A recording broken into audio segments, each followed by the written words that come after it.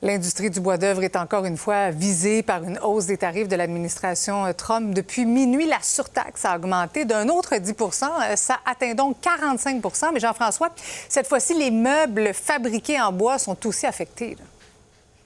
Oui, et ça surprend un peu l'industrie. Donc, on parle de 25 pour certains meubles faits en bois.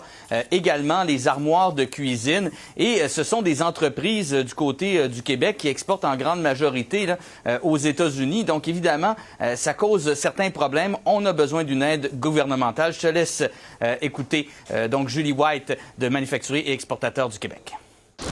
Ça, c'est des entreprises à travers le Québec, par exemple Miralis, Cabico, Cuisine Idéale, qui fabriquent des produits ici, qui vendent presque 85-90 de leur production aux États-Unis. La réalité, c'est qu'aux États-Unis, il y a très peu de fabricants d'armoires de cuisine. Donc, le marché canadien a beaucoup servi au marché américain. Il devra nécessairement continuer. Il faut trouver une solution par rapport au dumping chinois de produits qui transitent via des distributeurs canadiens, ça c'est clair. L'industrie demande de l'aide immédiate pour sauver les emplois, Jean-François. Oui, on parle pour le bois d'œuvre, 45 c'est quand même difficile. On a besoin de liquidité du côté des entrepreneurs parce que sinon, la solution, c'est de mettre sur pause les activités en attendant que ça passe. Développer des marchés, ça prend du temps. Puis c'est une industrie qui crée 200 000 emplois au Canada, 60 000 au Québec. On veut que le gouvernement fédéral s'implique.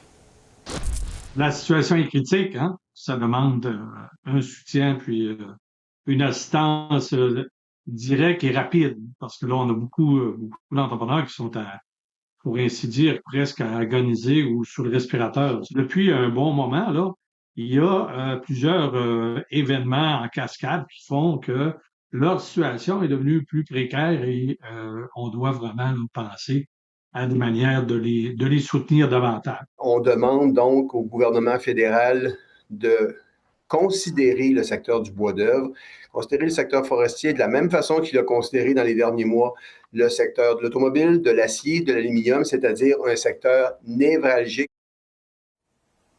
Du côté d'Ottawa, on espère que l'engagement de construire plus de maisons au Canada, ça va aider. À Québec, le ministre des Ressources naturelles et des Forêts, Jean-François Simard, dit qu'il continue d'aider les entreprises et il croit que c'est plus long que prévu, ces tarifs.